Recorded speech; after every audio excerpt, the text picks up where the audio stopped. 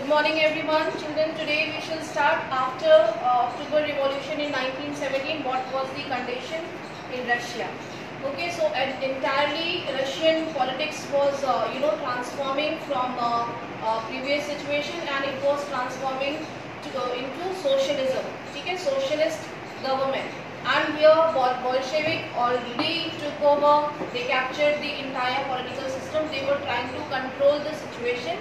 Okay, some people were opposing Bolshevik party. They were not in favor because in each and every society people have different mindsets. They were liberals, they were conservatives, they were some capitalists. Okay, so what was happening here? People came, they start opposing Bolshevik government. Okay, so it led to the civil war like conditions in Russia. Okay, like one example is given in your book, like in Moscow, which is present day capital of Russia.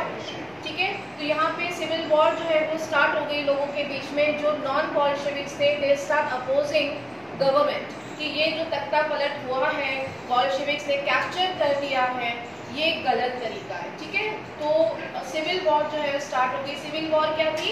जब लोग आपस में एक दूसरे से लड़ने लगते हैं. ठीक है, यहाँ पे कंट्री एक दूसरे से नहीं लड़ रहा है, यहाँ पे लोग आपस में लड़ रहे हैं. जो एक ही देश के लोग हैं वो लड़ रहे हैं पॉलिटिकल सिचुएशंस को लेके. ठीक है, तो ये सिचुएशन काफ़ी वर्स्ट हो गई जिसमें कि बाहर की कंट्रीज जो है उनको सपोर्ट कर रहे थे. ठीक है, and why they were supporting? Because they were not in favour of socialism. They actually did not want that socialism should develop. ठीक है, वो नहीं चाहते थे कि सोशलिज्म आए, क्योंकि कैपिटलिज्म का बोलबाला रहेगा तो रिच इंडस्ट्रीज जो है वो ज़्यादा ग्रो कर सकते हैं.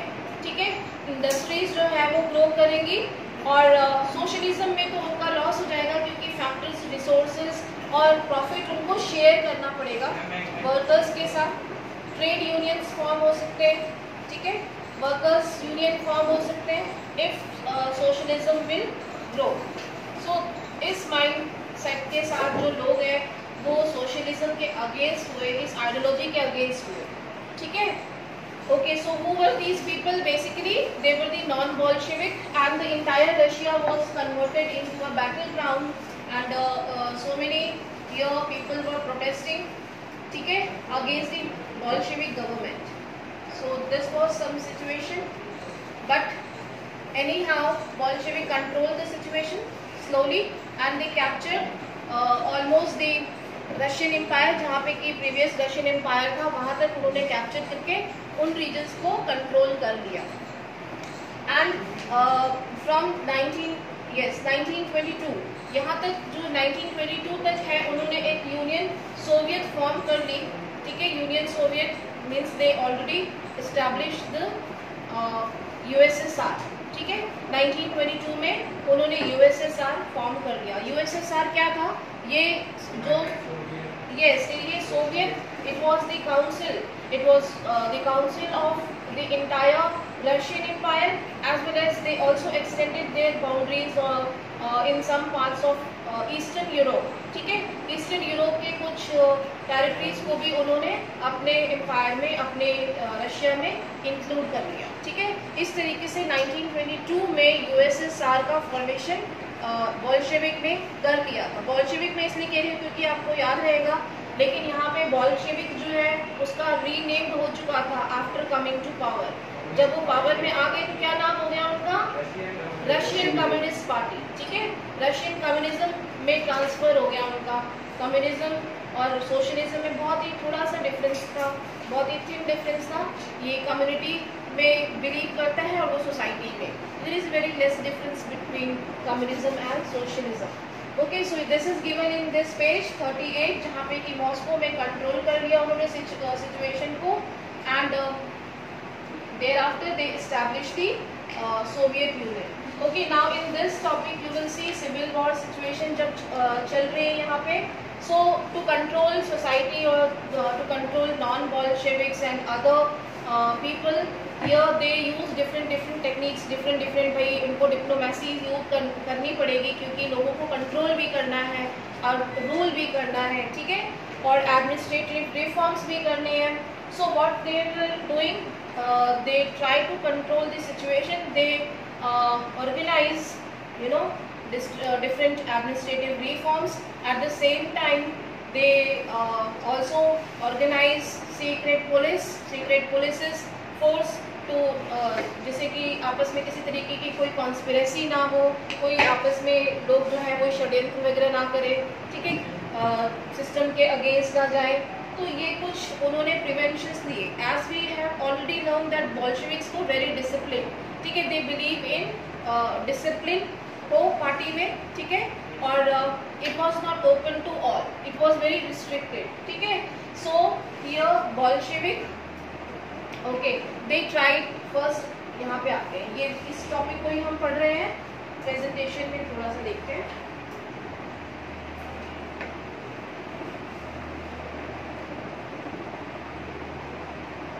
दिख रहा है कि प्रेजेंटेशन कौन सा? ओके, ये सिविल वॉर की सिचुएशन थी, ठीक है, and the entire Russia was transform into 3 groups. I have explained yesterday, कल बताया था, ठीक है। रेड्स, बॉल्शेविक्स वर रेड्स, जब आपस में सिविल वॉर चल रही थी, Bolsheviks were identified as red and greens were socialist revolutionaries and whites were रोजारिस, ठीक है। तो ये इस तरीके से रशिया जो है वो जब सिविल वॉर चल रहा है, at the same time Bolshevik थोड़े से चेंजेस ला रही है, सोसाइटी में मॉडिफाई कर रही है। तो यहाँ पे क्या है, सिविल वॉर अभी खत्म नहीं हुआ था, तो ये ग्रुप्स जो हैं रशिया में डिवाइड हो चुके थे, ठीक है, रशिया जो है वो डिवाइड हो गया था इन ग्रुप्स में जब वॉर्स चल रही है। ओके, ये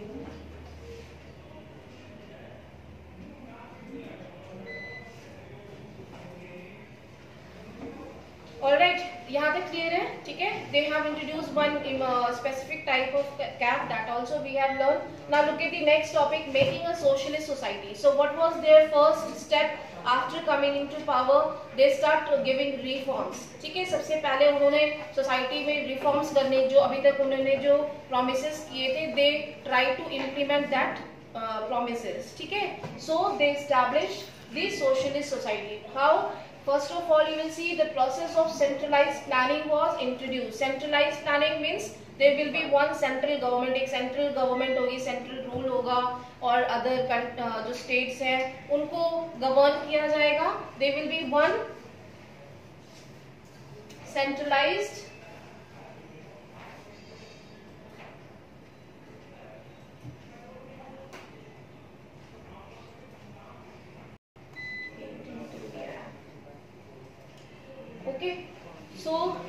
सेंट्रलाइज सिस्टम जो है वो होगा, एक प्रेसिडेंट होंगे जो कि पूरे ऑल ओवर सिस्टम को, स्टेट्स को गवर्न करेंगे, एडमिनिस्टर करेंगे, ठीक है, एक सेंट्रलाइज सिस्टम वे में। Then they implemented the 5-year plans। 5-year plan was implemented first time in any country।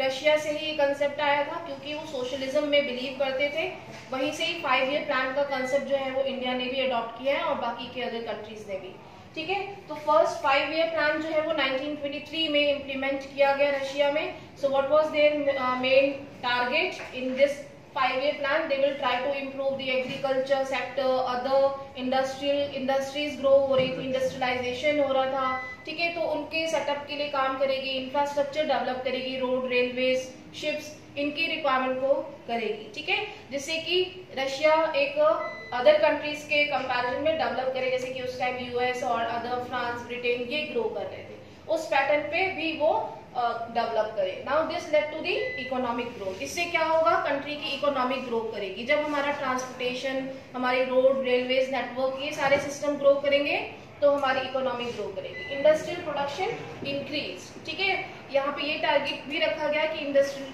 जो प्रोडक्शन होगा, आउटपुट, वो इंक्रीज किया जाएगा और हमारा जिससे एक्सपोर्ट इंपोर्ट इंक्रीज हो। And extended schooling system was developed. Schooling system भी मॉडिफाई किया गया। अभी हम 1930s की बात कर रहे हैं। 1930s में यहाँ पे इंडिया में अभी कुछ नहीं हुआ था, 5-year प्लान्स भी नहीं थे, अभी हम स्ट्रगल कर रहे थे, और रशिया जो है वो सुपर पावर बनने जा रहा है, डेवलपमेंट कर रहा है, ठीक है। यहाँ पे स्कूल सिस्टम को मॉडिफाई किया गया। Schools were organize in a proper way, systematic way, ठीक है। into different stages, right?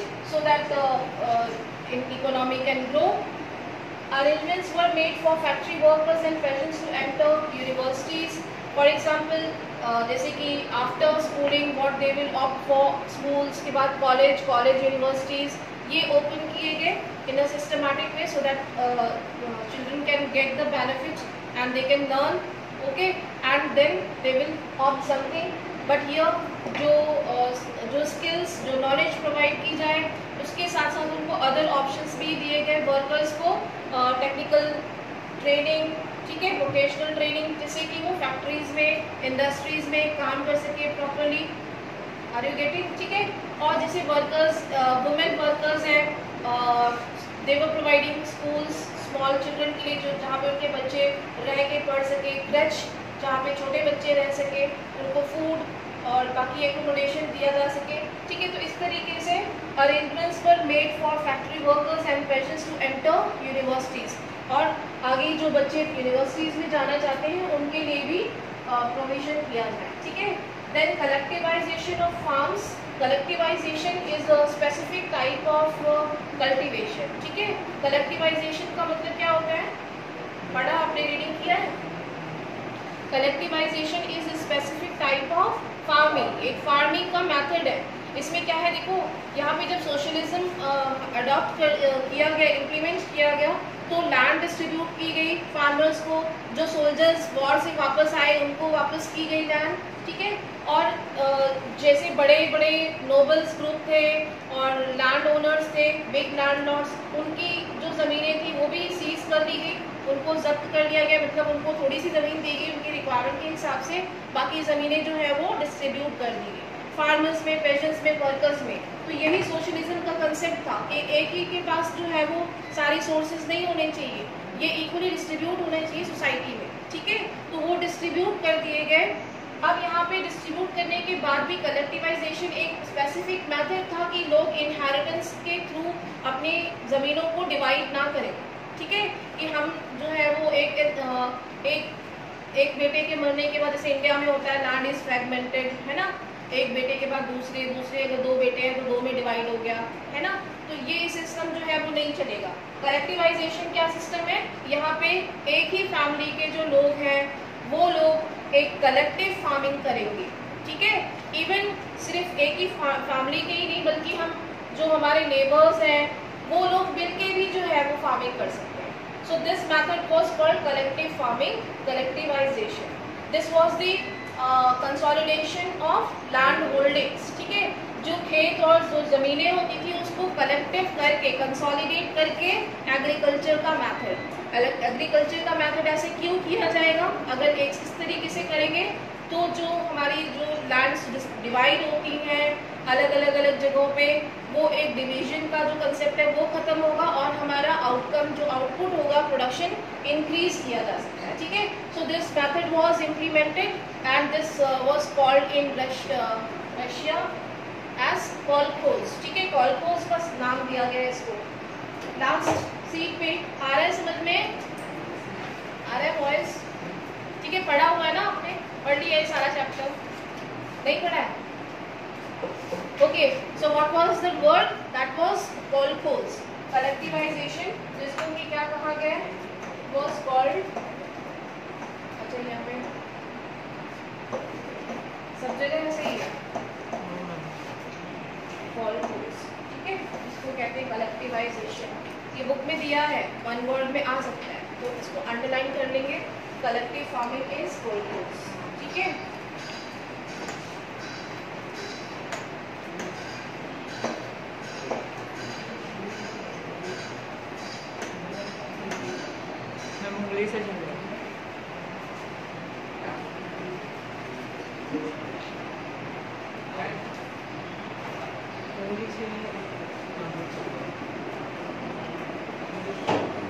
Yes, children, are you listening, everyone?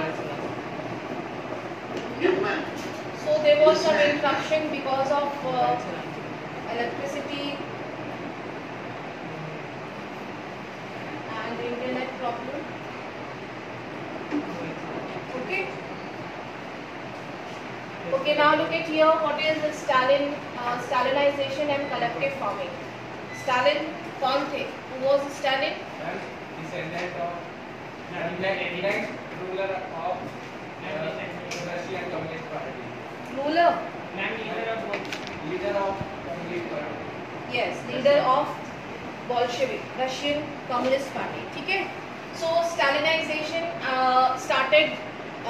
Stalin started basically. Stalin जो है वो लीडर थे और उन्होंने एक कलेक्टिव फार्मिंग का मेथड इंट्रोड्यूस किया था, जो अभी मैं बता रही थी. Collective farming is basically collectivisation, और हम इसको स्टालिनाइजेशन के नाम से भी जानते हैं. सैनिटाइजेशन नहीं, ये वाला नहीं, स्टालिनाइजेशन, स्टालिनाइजेशन. ठीक है, यानी कि ये कलेक्टिव फार्मिंग का मेथड था. तो एक ही वर्ड में कई सारी चीज़ें आ रही है, एक कलेक्टिव फार्मिंग, कलेक्टिवाइजेशन, कोलकोस और स्टालिनाइजेशन. ठीक है, you can see by 1927 to 28 towns in Soviet Russia were facing acute food shortage. Stalin, who headed the party after Lenin, introduced firm emergency measures. He believed that rich patients and traders stopped supplies to create the shortage of grains. तो ये क्या था, जैसे कि capitalist होते थे, इसी तरीके से इंडस्ट्रियलिस्ट जो रिच लैंडलॉर्ड्स थे वो क्या करते थे, होर्डिंग्स करते थे. ठीक है, होर्डिंग्स, कालाबाजारी, क्या करते थे कि जो भी प्रोडक्शन होता था उसको स्टोर कर लिया और जब उसके प्राइसेस बढ़ेंगे तब उसको बेचेंगे.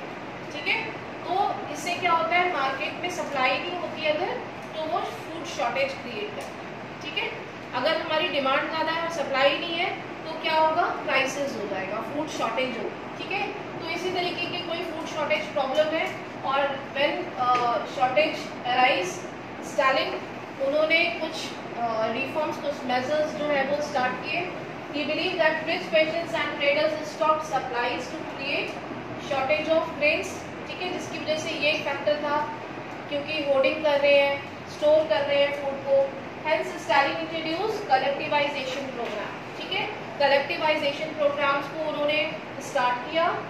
It is called kulaks, well to do patients. Kulaks उनके लिए था जो अच्छे फार्मर्स थे, जो जिनके पास अच्छी लैंड है, रिच है, वर एलिमिनेटेड. ठीक है, उनको हटाने की बात कहेगी, यानी कि उनको एलिमिनेट किया जाए. कुलाक्स किसके लिए था, जो रिच फार्मर्स हैं उनको कहा गया है. ठीक है, from 1929 patients were forced to cultivate in collective farms. 1929 के बाद कलेक्टिव फार्मिंग को एनकरेज किया गया, इसी पे एम्फेसिस किया गया, जिससे कि प्रोडक्शन ज़्यादा हो. Bulk of land and implements were transfer to the ownership of collective farms.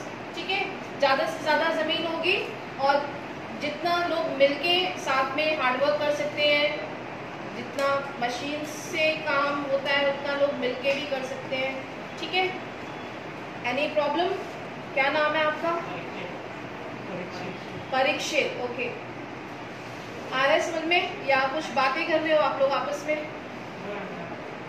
Okay, so here from 1929 patients were forced to cultivate in collective farms, यानी कि ज़्यादातर जो एम्फेसाइज किया गया कि लोग इसी मेथड से ही कल्टीवेशन करें.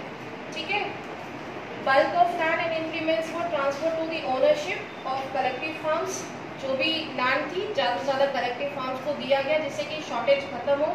जितनी ज़्यादा लैंड होगी उतना ज़्यादा प्रोडक्शन होगा. ठीक है, those farmers who resisted collectivisation were punished, deported और एक्साइल्ड. जिन लोगों ने कलेक्टिवाइजेशन को अपोज किया, दे were punished by the government. ठीक है, दे वर एक्साइल्ड और deported. In spite of collectivisation production did not increase.